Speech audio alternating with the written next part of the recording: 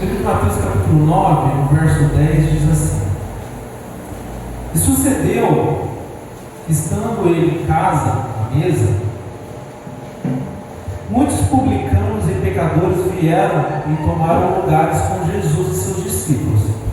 Ora, vendo isto, os fariseus perguntavam aos discípulos: Por que come o vosso mestre com os publicanos e os pecadores? Mas Jesus, ouvindo, disse: Os sãos não precisam de médico, e sim os doentes. Ide, porém, e aprendei o que significa misericórdia quero e não holocaustos. Pois não vim chamar os justos e sim os pecadores ao arrependimento. Amém.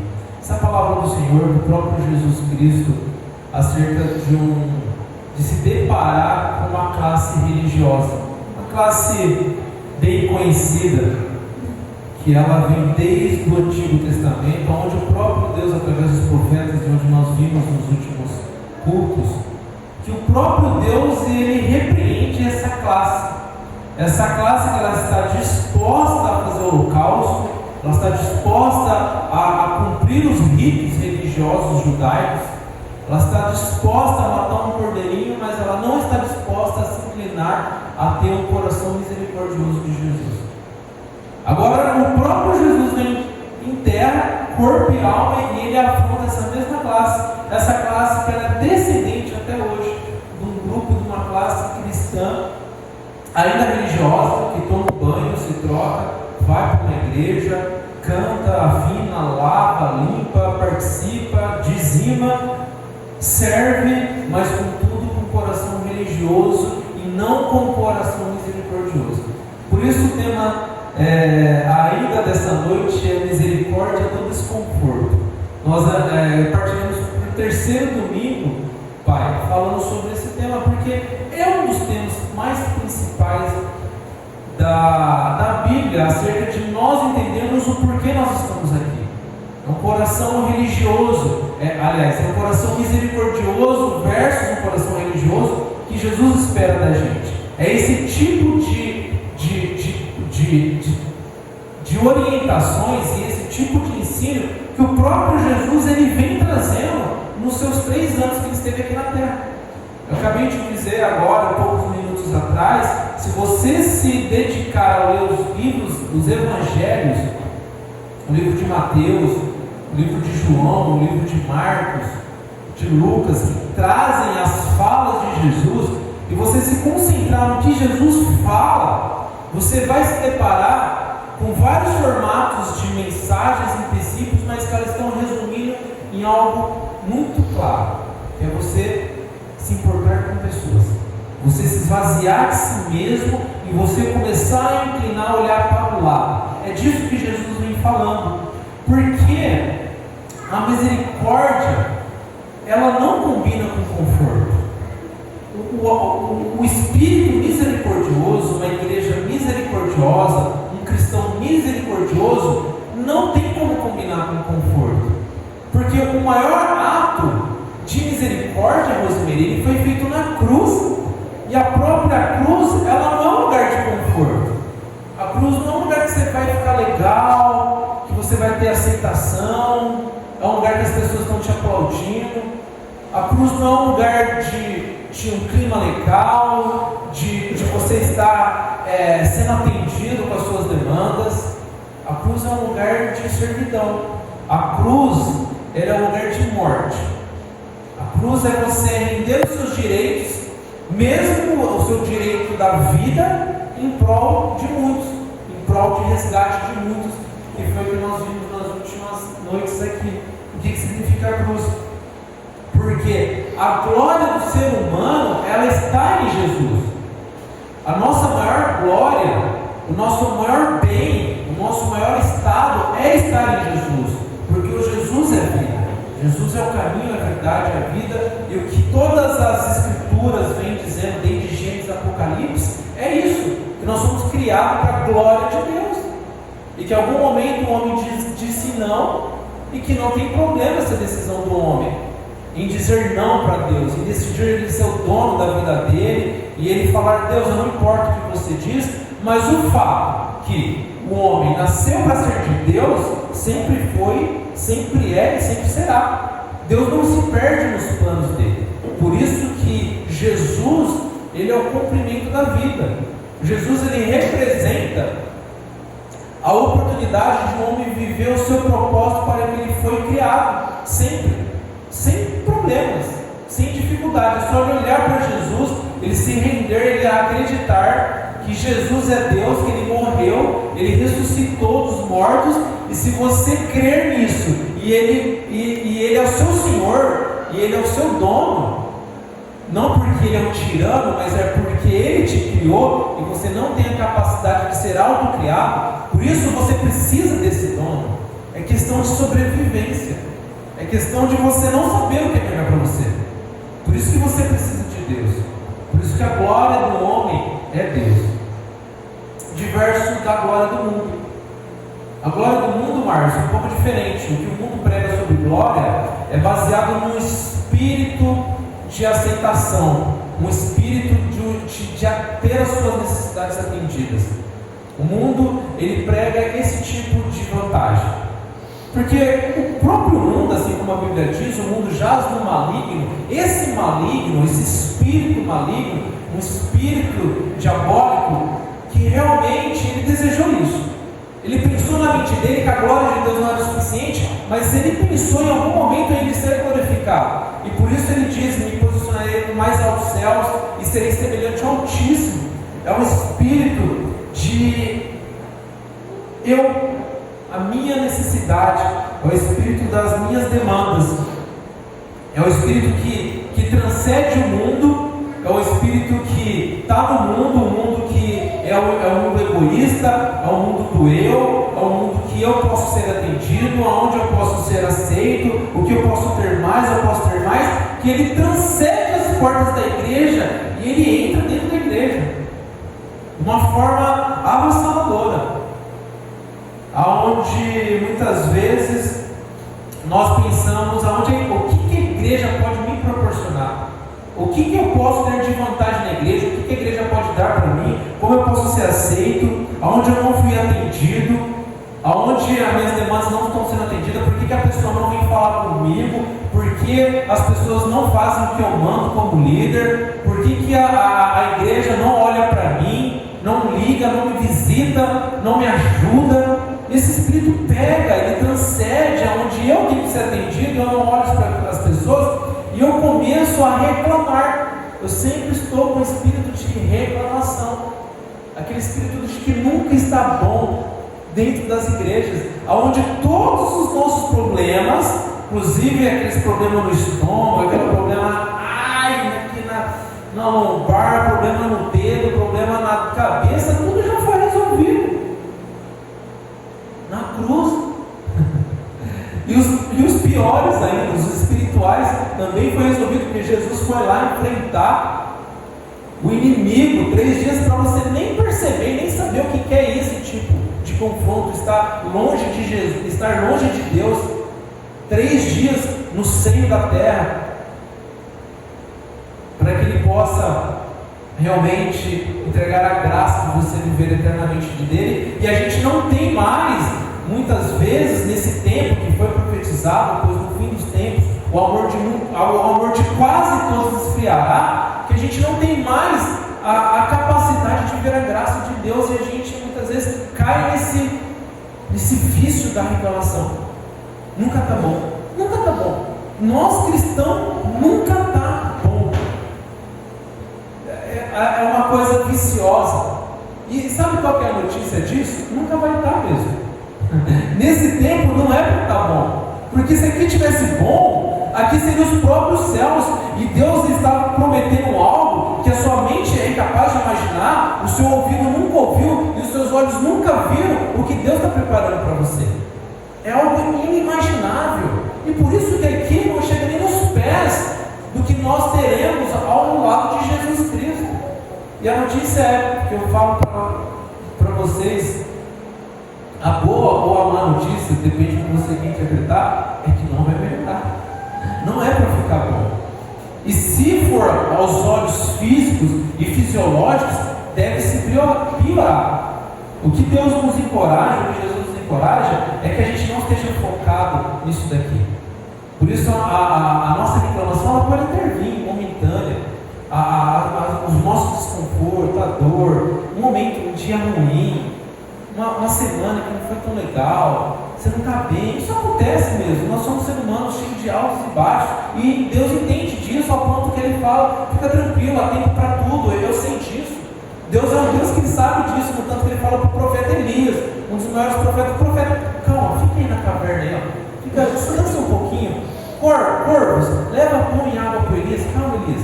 O apóstolo, quando Elias levanta, ele caminha mais 40 dias para frente, sem reclamar. O ser humano tem insistência, é normal. Agora, todo dia, toda hora, toda semana, todo ano, uma igreja, um cristão, uma família, nessa falta de perspectiva da glória de Deus, isso pode ser um problema. Porque a misericórdia, ela vai fazer com que você realmente enxergue justamente isso. Porque quando nunca está bom, é você não enxergar o maior ato de misericórdia na vida, que atendeu a sua vida. O nunca está bom é você falar para Jesus: Jesus, a sua morte na cruz para mim não foi suficiente, eu quero mais. E por isso que nós estamos com demandas. A gente só tem igrejas com falsos profetas porque nós temos demanda para falsos profetas. Nós somos um produto potencial para uma igreja falso profeta. Esse é o grande tentação, e esse é o grande trabalho, é o grande esforço, é a grande perseverança que nós, Igreja Batista do Centro de Garça, devemos ter. Uma perseverança para nós não sermos uma demanda de uma igreja que está centrada na glória do mundo, uma igreja que está centrada no conforto. Você pode, é a cultura do valor monetário. Hoje o mundo ele prega essa cultura, o valor físico, que você pode ter monetariamente, fisiologicamente. E é disso que a gente está vivendo, é para disso que a gente está correndo muitas vezes, que o mundo está correndo. Eu volto a dizer, muitas vezes isso transcende as igrejas, onde as igrejas encorajam, os líderes da igreja encorajam para você vir para a igreja, para você ser atendido. Venha para a igreja, que essa dor vai passar, os seus contratos vão melhorar, eu vou destravar a sua vida, mediante um toque na sua cabeça, mediante uma ação de alguém, e tira a cena de Jesus, e essa cultura vai pegando a gente. Nós cristãos, nós vamos acostumando e nós vamos vendo isso. Poxa vida, será que isso não deve ser para mim? Por que isso não é para mim? Por que na igreja A tem isso, na igreja B tem isso, e aqui na minha igreja eu continuo com dor, eu continuo com dificuldade? Porque justamente não é para isso. E muitas vezes a gente se apega nisso, e por mais que você possa falar, e você possa se imaginar: não, mas jamais eu farei isso, jamais eu participaria disso, jamais eu seria uma demanda para entregar dinheiro, para ganhar mais dinheiro. Mas muitas vezes a nossa cultura é baseada em valor. Muitas vezes a gente não entende quando uma mãe decide investir sua vida nos filhos, quando o pai decide talvez não pegar um trabalho em outra cidade, que ele ficaria fora meses e meses, e decide pegar um trabalho que ele vai ganhar menos, que ele quer ficar na família dele, que ele sabe que é importante a presença do pai, a presença da mãe. E muitas vezes a gente não entende essas coisas. A gente confronta as pessoas que tomam decisões de criação de filhos, estar perto da família, ou de largar o trabalho. Eu já vi pessoas falando: cara, eu não vou seguir nessa profissão, nesse cargo, porque esse cargo me faz mentir. Eu já vi gente negando trabalhos, negando monetariamente, valores altos monetariamente, porque aquele cargo infringiria os valores de Deus. E muitas vezes a gente não entende isso. Muitas vezes nos corredores das igrejas de Garça, a gente se depara com pessoas falando: não, essa pessoa leva as coisas muito no pé da letra. Não dá para conversar. Não dá para conversar com o pastor. O pastor, ele é muito radical. Não dá para bater esse papo com o fulano de tal. Esse fulano de tal, ele leva muito no pé da Bíblia. E é disso que Jesus está querendo dizer, que você seja fiel à Bíblia. Não importa o que os outros falam, não importa a pressão. E muitas vezes essas pessoas que falam são as pessoas que menos leem a Bíblia. Aí a gente tem que ter a postura arreda-te. Sai daqui, Satanás. Porque não é uma ofensa tão grande. Porque não é pessoal. Quando Jesus fala arreda-te daqui, Satanás, para Pedro, Jesus amava Pedro. Mas ele não amava o espírito que estava atuando em Pedro.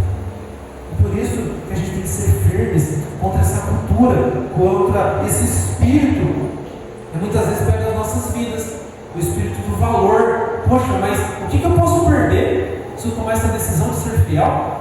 Quais os prejuízos que eu posso ter? Às vezes a gente não consegue confiar uma hora,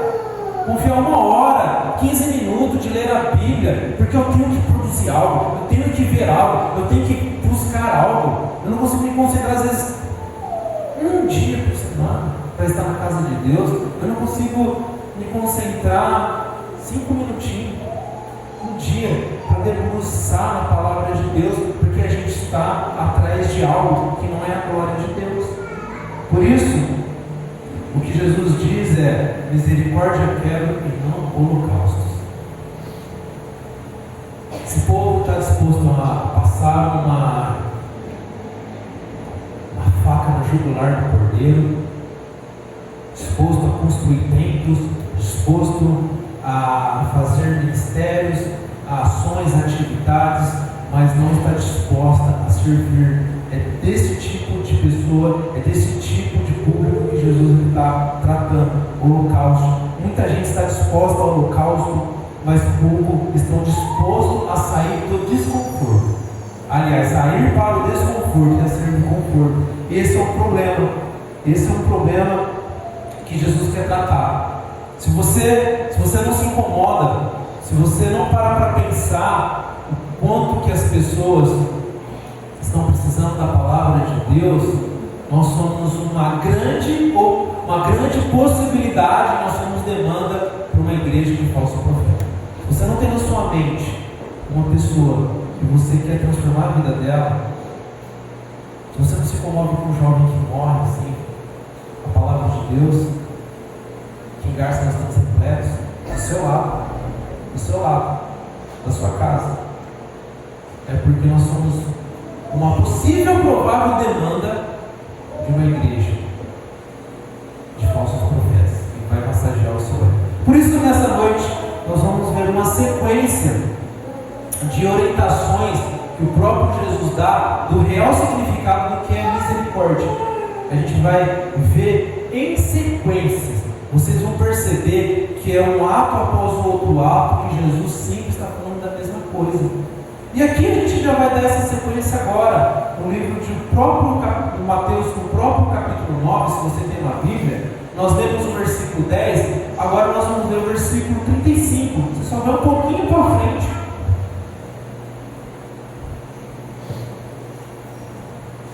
E no mesmo capítulo, e é claro que eu selecionei só alguns textos que a gente poderia tirar princípios mais parecidos, mas na sequência tem vários. Mas no livro de Mateus agora, no versículo 35, olha só o que ele diz: e percorria Jesus todas as cidades,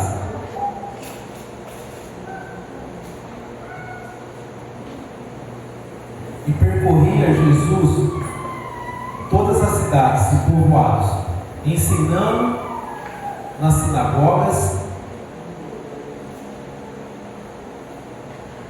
E percorria Jesus todas as cidades e povoados, ensinando nas sinagogas, pregando o evangelho do reino e curando toda sorte de doenças e enfermidades. Vendo ele as multidões, compadeceu-se delas, porque estavam aflitas, exaustas como ovelhas, e não têm pastor. Então se dirigiu aos seus discípulos: a seara, na verdade, é grande, mas os trabalhadores são poucos. Rogai, pois, ao Senhor da seara que mande trabalhadores para a sua seara.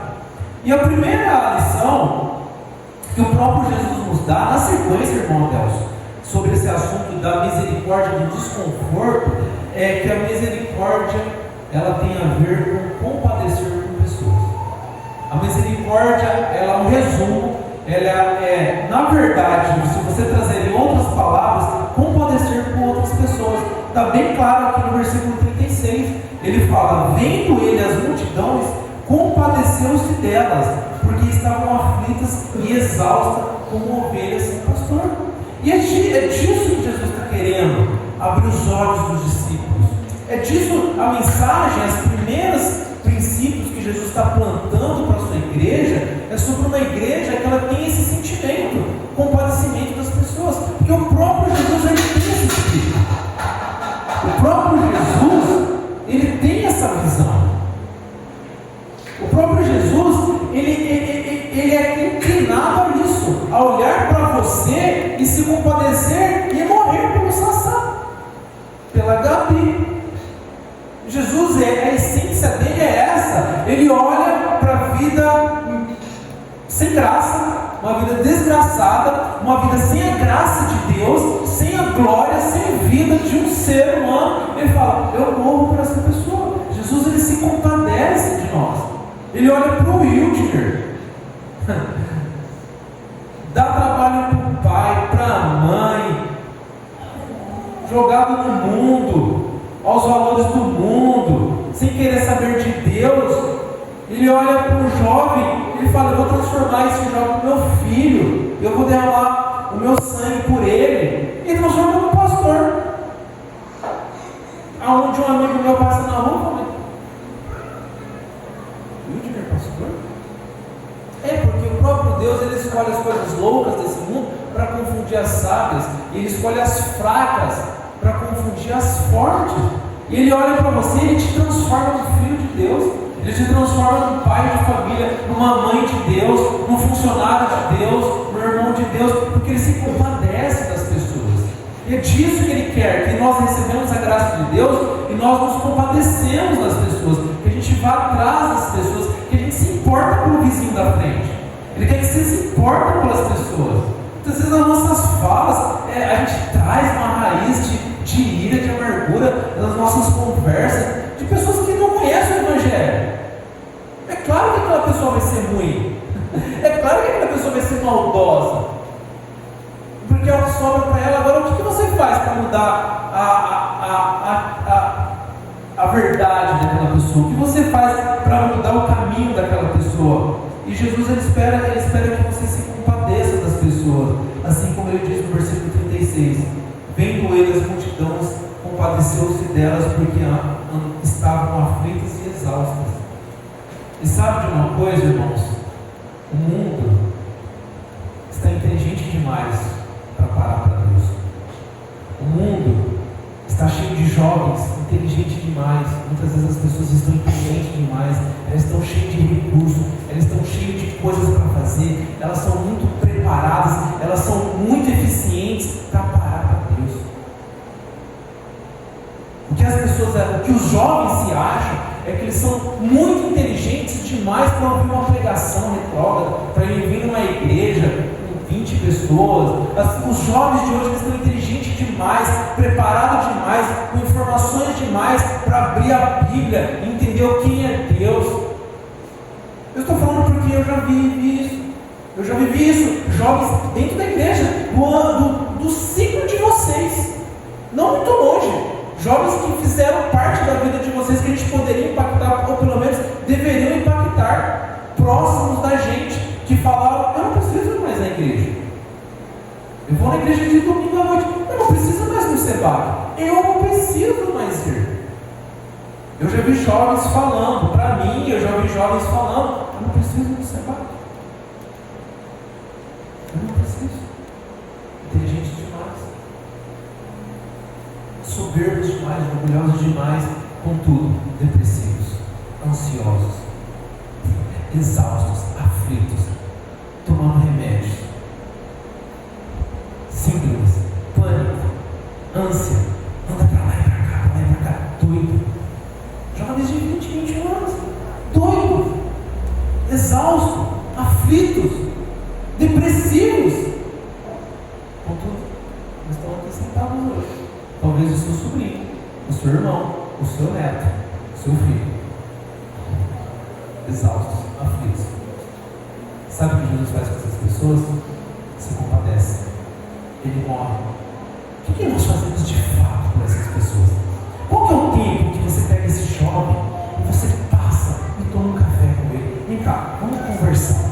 Você vai na casa dele e dá um abraço nele e fala: eu não sou perfeito, eu sou errado, mas eu tenho como te mostrar o perfeito. Eu tenho como te apontar o que resolve a sua vida. Vem cá. Porque antes da pessoa ver Deus, ela vê você. Antes do seu filho, o do seu neto, o do seu sobrinho ver Deus, ele vê como que você se compadece das pessoas. Antes de ser um religioso, antes de dar um holocausto, ele fala: misericórdia eu quero. Misericórdia eu quero. É um holocausto. Ele percebe. Ele sabe se você realmente foi mudado pela graça de Deus.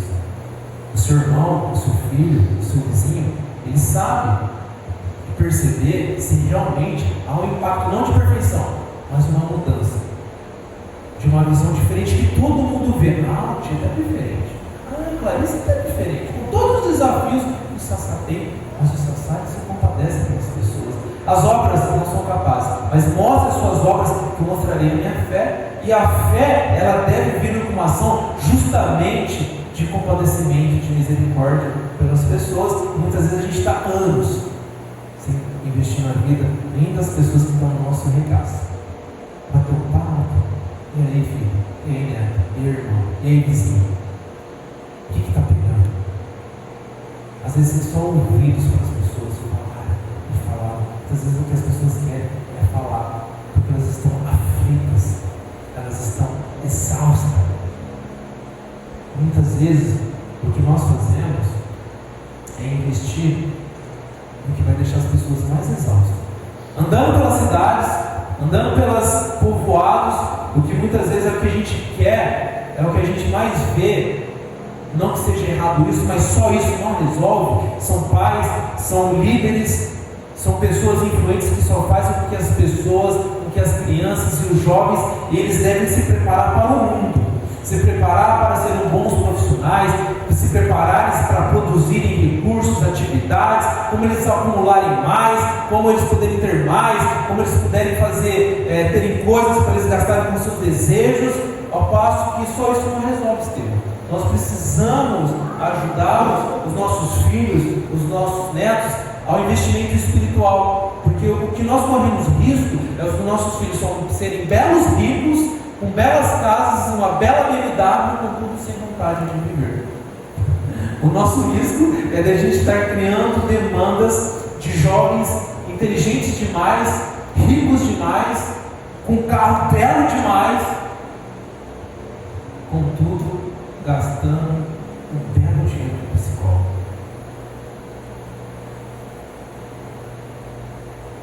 Eu te digo mais, eu nem condeno, eu nem te digo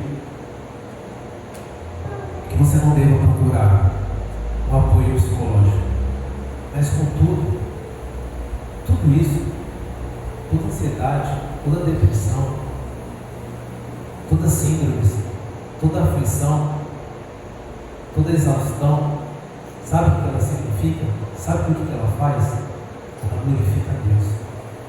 Tudo isso serve para glorificar a Deus, porque o problema do mundo é a falta de Deus. Os problemas da sua vida é a falta de Jesus. E todas as consequências da falta de Jesus, que são essas palavrinhas de ansiedade, exaustão, aflição e síndromes, elas glorificam a Deus, porque ela mostra o qual é o resultado que pode levar uma pessoa longe de Deus. E claro que pessoas perto de Deus possam passar por isso, mas o resultado final, a cura final está em Jesus Cristo. A cura final, o compadecimento verdadeiro é nós nos importarmos com pessoas. Por isso ele diz, e ele finaliza Jesus Cristo. Ele fala no versículo 37, então se dirigiu aos seus discípulos: a seara, na verdade, é grande, mas os trabalhadores são poucos. Rogai, pois, ao Senhor da seara que mande trabalhadores para a sua seara. Você ora constantemente por uma vida? Você orou hoje por uma vida? Você orou por uma pessoa hoje? Ontem? Todo dia? Sabe o que Jesus fala? Rogai. Ele nem fala, Márcio. Ele nem fala ora. Ele fala rogue, rogai, implore, Senhor, por favor, não esqueça dessa oração, que o Senhor alcance meu filho, que o Senhor alcance tal pessoa e fala com essa pessoa. Por isso nós vamos todos domingo aqui, apesar de hoje nós passamos, nós temos passado alguns domingos, mas a palavra de Deus não deixa passar. Ela fala: ore ao trabalhador da seara, que envie pessoas para a seara, que pessoas se tornem trigos, que pessoas se tornem frutos, e não mais o joio, e não mais o mundo. Você tem orado, você tem implorado constantemente por isso? Por que nós nos oramos então? Nós temos orado? E por que essa não é as nossas orações então? Por que isso não é o que nós oramos no domingo então? Por que isso não é a nossa dor então? Nossa dor, a dor que eu digo, a nossa necessidade é atender o meu problema, é atender a minha saúde, é atender algo que eu preciso, ou a minha dor real que me incomoda é a vida de uma pessoa? Por que as nossas orações elas não são resumidas nisso, domingo após domingo? Eu gostaria de pedir oração por tal pessoa, porque eu quero que ela pense em Jesus Cristo. Eu quero que a igreja inteira ore por tal pessoa, porque eu quero que essa pessoa pense em Jesus Cristo. Olha, eu conversei com um jovem, exausto, aflito, tem tudo na vida, mas contudo eu tenho percebido que ele tem aflito. Eu gostaria de chamar a igreja para nós orarmos junto com esse jovem. Vamos orar por ele? Olha, igreja, eu tenho um vizinho, problemas psicológicos, longe de Jesus. Eu já preguei o Evangelho, eu gostaria de colocar a vida dele nas mãos da igreja em oração, para nós possamos rogar a Jesus pela vida dele, pela vida espiritual. Porque a nossa dor não é essa. No livro de Mateus 17, ele diz assim, versículo 20: e lhes respondeu: por causa da pequenez da vossa fé, pois em verdade vos digo que se tiverdes fé como um grão de mostarda, direis: este monte, passa daqui para acolá, e ele passará, nada vos será impossível. Eu sou fruto de insistência de pessoas, não importa o tipo de pessoa, não importa a mensagem. Mais de 10 anos, 12 anos, insistindo para que eu viesse para a igreja. Eu orei por pessoas que hoje conhecem a Jesus, tomaram boas decisões, que eu orei por anos, todo dia, toda noite.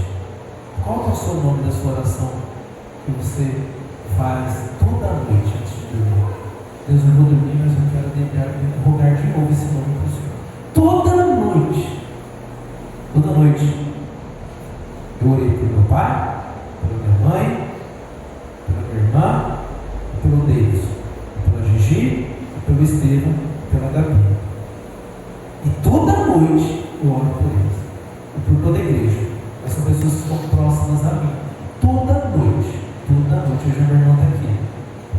Hoje eu estou aqui. Não sei, eu orei. Deus não honrou. Quem falou que você ora toda noite? Toda noite. Porque muitas vezes nós não acreditamos. Muitas vezes nós não queremos. Muitas vezes nós somos Jonas. Eu não quero que essa pessoa se arrependa. Olha como que essa pessoa é má. Você também é. Eu também sou. Ai de mim se não fosse a graça do sangue de Jesus na minha vida, a pessoa má que eu seria. E que eu sou, os pensamentos más que passam pela minha cabeça. Ai de Deus, se não fosse a misericórdia de Deus. Nós devemos ter esse tipo de sentimento, compadecimento. E nós devemos levar as pessoas à liberdade. Em Gálatas capítulo 5, melhor dizendo, versículo 1, nós lemos essa semana na meditação, ele diz assim: Gálatas, capítulo 5.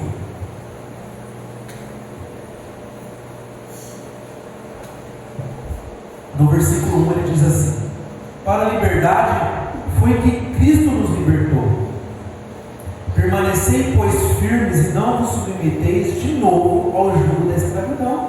E esse tipo de encorajamento que Deus nos dá, devemos ter e levar as pessoas à liberdade. Primeiro nós temos que ter a liberdade. Sabe por que muitas vezes eu penso que Deus não cumpre as coisas das nossas vidas?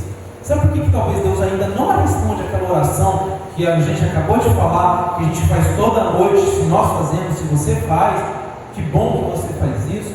Mas sabe por que talvez, não sei, mas que a gente pode levar a pensar, baseado nesse versículo que a gente acabou de ler, que talvez Deus ainda não respondeu daquela pessoa que está aqui, que está entregando a vida de Jesus, é porque ainda você não está livre.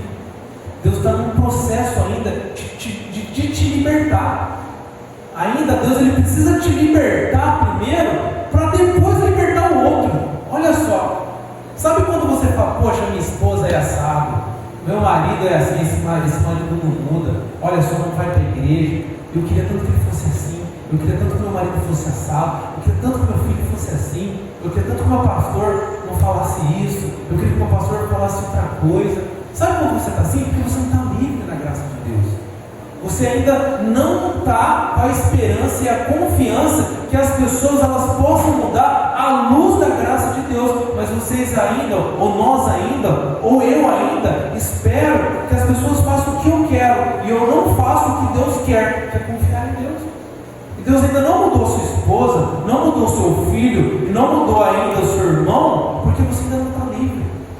Você ainda não está totalmente confiante em Deus, entender, Deus, a vida dessa pessoa está nas suas mãos, eu oro por ela, eu rogo, ao passo que nós não estamos dispostos ainda a soltar as garras, a soltar as algemas para deixar as pessoas livres. A gente não faz nenhum esforço para soltar as algemas para que as pessoas de fato fiquem livres.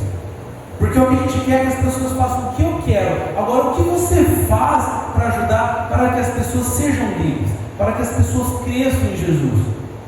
Qual que é o seu comportamento na sua casa como mulher? O que Deus fala? Fica quieto, não fala nada não. O que você fala, o que você faz, e você solta as algemas das pessoas, quando você obedece a Deus como homem, e você tem uma mulher pingadeira que fala, contudo você continua honrando ela, respeitando, amando e cuidando, preservando. Em todas as áreas, sabendo que ela é mais frágil. O próprio Jesus diz isso. Por isso, muitas vezes nós não estamos prontos para sermos livres, porque Deus ainda está nos libertando de nós confiarmos na graça e que Deus é capaz de nos mudar e mudar as pessoas. E nós queremos que nós ditamos o tempo das pessoas. Eu quero que essa pessoa pense no que eu quero que essa pessoa ela vá na igreja na frequência que eu vou, eu quero que essa pessoa ela não fala isso, ela não tem essa atitude. Mas contudo você também está tendo várias outras atitudes que Deus não gosta. Por isso o próprio Jesus diz: tira a trave do seu olho. Nós somos talvez os mais religiosos. O domingo talvez é o dia mais idólatra da vida. O domingo é o dia mais idólatra, é o dia da reunião da maioria dos religiosos. Um dia idólatra. Enquanto o próprio Jesus diz: misericórdia eu quero e não holocausto. Nós devemos viver concentrado nisso. Do cuidado, Márcio, de nós não sermos religiosos, nós sermos livres. A graça de Deus nos alcançou. O que eu tenho para fazer? Eu já sou livre, eu já tenho tudo. Ainda assim, as minhas provisões, o meu comer, o meu beber, que é digno, é para a glória de Deus. Quer comeis, quer bebeis, fazer para a glória de Deus. Por isso nós devemos ter essa visão. Uma visão de deixar o outro crescer à luz da igreja, à luz da Bíblia, à luz da graça de Deus. E voltando ao capítulo 17 de Mateus, a próxima sequência que o próprio Jesus nos exorta, no livro de Mateus, capítulo 17,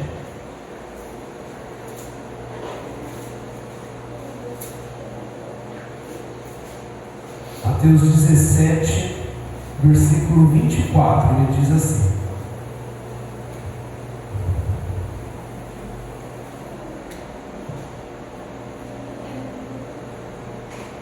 tendo eles chegado a Cafarnaum, dirigiram-se a Pedro os que cobravam os impostos das suas dracmas e perguntavam: não paga o vosso mestre as suas dracmas? Sim, respondeu ele. Ao entrar Pedro em casa, Jesus se lhe antecipou, dizendo: Simão, o que te parece? De quem cobram os reis da terra impostos ou tributos? Dos seus filhos ou dos estranhos? Respondeu Pedro: dos estranhos. Jesus lhe disse: logo estão isentos os filhos. Mas para que não escandalizemos, vai ao mar, lança o anzol, ao primeiro peixe que fisgar, tira-o, e o abrindo-lhe a boca, acharás uma estátua. Tomando-o, entrego-lhes por mim e por ti. Ou seja, a misericórdia, ela tem a ver com nós abrirmos mão do nosso direito. Aos olhos de Deus, na perspectiva de Deus, Jesus sendo Deus, ele não precisava fazer nada. Ele é Deus, ele é dono de tudo. Ele que criou Jerusalém, ele que criou os cobradores de impostos, é ele que criou todos os recursos. Aos olhos de Deus, sem comentários. Aos olhos de Jesus, um judeu, aonde cronologicamente ele é provado, o pai dele vai a Belém para registrar o menino Jesus em Belém, porque ele era descendente de Davi, de Belém, e Jesus foi para lá, ele tem um documento no bolso para tirar e falar: eu sou descendente do rei Davi, está aqui, ó, meu pai é José, e meu avô chama Jessé, está aqui, ó, meus documentos, descendente de Davi, não preciso pagar imposto, inclusive eu sou descendente de Davi, tá bom? Ele ia sair lá até honrado, porque os judeus sabiam disso, que os descendentes de Davi não precisavam pagar impostos, a linhagem de Davi, e eles guardavam essa linhagem, e eles sabiam dessa linhagem, e até hoje eles sabem essa linhagem. O judeu é um povo que guarda a linhagem e leva a sério isso. E ele, sabendo disso, que ele era um judeu, ele poderia dar a carteirada que ele queria. E os judeus sabiam que os descendentes de Davi não precisavam pagar imposto por decreto eterno do rei Saul. Por quem matasse Davi não precisava nem o seu descendente eternamente pagar imposto na terra de Israel. Ou seja, Jesus por Deus e por Jesus, ele tinha direito para todo lado para não pagar imposto. Mas Jesus, ele deixa essa mensagem para a gente. Ele deixa essa mensagem que a misericórdia, o alto misericordioso, é nós abrirmos mão do nosso direito. Muitas vezes nós não estamos nem abrindo mão do que a gente nem tem direito. Muitas vezes a gente quer ir para a igreja, a gente quer viver um ato religioso, a gente quer viver dentro de uma classe cristã, mas nós não estamos dispostos a sermos fiéis. Nós não estamos dispostos a sermos fiéis a Deus para nós impactarmos na vida dos nossos filhos, para impactar na vida dos nossos vizinhos. Nós queremos estar dentro da igreja, contudo atendendo aos nossos maus desejos. Nós queremos estar dentro da igreja, contudo pecando. Nós queremos estar dentro da igreja, contudo pervertendo a palavra de Deus, adulterando. Por isso, cada vez mais, nós, eu digo a classe cristã da nossa região, talvez até muito próximo de você, ela está cada vez mais adepta e cada vez menos cobrando falsos profetas, pastores perversos, pastores adúlteros, porque a própria classe demanda de atos assim. Os próprios cristãos querem estar dentro da igreja adulterando e por isso aceitam pastores adúlteros, por isso aceitam líderes perversos, por isso aceitam líderes de louvores perversos, aceitam a liderança perversa, porque muitas vezes nós não queremos se dispor do nosso direito, o direito da minha vontade de ser perverso, da minha vontade de ser adúltero em prol do que eu posso, para que não se escandalizemos. Para que não se escandalizemos. Na verdade, você tem que se segurar a onda para você salvar a sua vida e para você salvar a vida do seu vizinho. Muitas vezes você tem que segurar a onda, sabe por quê? Não só para se segurar, porque quem está ali na reta é o seu filho, quem está ali na reta é seu neto, quem está ali na reta é essa próxima geração. E a gente não está nem disposto a pagar esse preço. Jesus tinha o direito de não pagar. A gente não tem o direito, a gente não faz. A gente nem tem o direito. Por isso, a misericórdia ela tem a ver com abrir mão. Ela não tem a ver com quanto tempo você vai para a igreja. Ela não tem a ver se você vai lá e você está no ministério de criança, você está no ministério de louvor, você está anos dentro de uma igreja, servindo para os seus desejos. Sabe o que Jesus fala? Misericórdia eu quero e não holocausto. Holocausto de domingo após domingo, nós servirmos de acordo com os nossos desejos. Se nós temos essa visão, nós não compadeceremos nunca de pessoas. Por isso, para acabar, Mateus 18, no versículo 1, ele diz assim, na continuidade, na própria continuação, ele fala: naquela hora, aproximando-se Jesus, os seus discípulos perguntaram: quem é porventura, olha a pergunta, maior no reino dos céus? E Jesus, chamando uma criança, colocou-a no meio deles e disse-lhes: em verdade vos digo, se não vos converterdes e não vos tornardes como crianças, de modo algum entrarei no reino dos céus. E aí ele diz o que é o modo criança, no versículo 4. Portanto, aquele que se humilhar como esta criança, essa será maior no reino dos céus. Espírito de fragilidade, a criança dependente, o espírito de submissão total. Você grita com a criança, ele não está falando, Jesus, para você ser um bobo, ela não está falando para você não ser um forte, mas contudo, para você não ser o dono da sua verdade. Ele está falando para você com o espírito de se humilhar voluntariamente a Jesus. O espírito fala: Deus, eu te entrego ao Senhor os meus direitos. O que eu posso fazer pelas pessoas? Ao passo que muitas vezes as pessoas estão te batendo, as pessoas estão te ofendendo, e você está lá orando por ela. Você está lá, o mundo todo perdido, o vizinho todo errado, o irmão tudo errado, o filho tudo errado, mas você está lá investindo tempo. Vamos tomar um cafezinho, vamos, e aí, o que eu tenho para te ouvir, o que você tem para falar? E nós nos colocarmos nessa postura diante do outro, de um compadecimento humilde. Eu sou tão humilde, ao passo que eu me coloco no serviço do outro. Servo do outro no sentido, eu quero te ajudar como um instrumento para você chegar a Deus, para você se render a Jesus. Isso é se tornar grande. Muitas vezes nós achamos que grande é isso. Poxa, ninguém veio hoje aqui. Poxa, ninguém faz o que eu quero. Ou estou no ministério. Ou estou há tanto tempo na igreja. E Jesus ele define o que é ser grande. Humilhar-se em prol de muitos. E muitas vezes, ele continua no versículo 7, ai do mundo por causa dos escândalos, porque é inevitável que venha escândalos, mas ai do homem pelo que vem o escândalo. O que você pode ter é total confiança de se humilhar como uma criança. Você pode e você deve fazer isso tranquilo, com toda a alegria possível. Pode se humilhar, abrir mão do seu inimigo, orar pelo seu inimigo, buscar as pessoas, não ter medo de ser, não tenha medo de você ser perseguido, não tenha medo de você ser ofendido. Sabe por quê? Porque o próprio Jesus ele diz: ai de quem fazer isso. É melhor que amarre uma pedra de moinho e se jogue. Porque ai de uma pessoa que ofender, ai de uma igreja, ai de alguém que perseguir uma pessoa que tem o espírito de uma criança. Porque eu, Jesus, vou cuidar dessa pessoa. Eu, Jesus, estarei na frente dessa igreja. Ai de alguém que persegue uma igreja, que se humilha, que prega, que vai, que se compadeça. Porque é melhor quem perseguir essa igreja, quem perseguir essa pessoa, que amarre uma pedra e se jogue no fundo de um mar.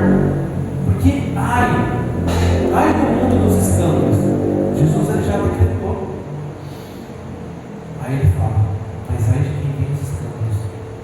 Ai daquele religioso dentro da igreja que não tem um ato, não tem uma inclinação misericordiosa e só pensa no si mesmo.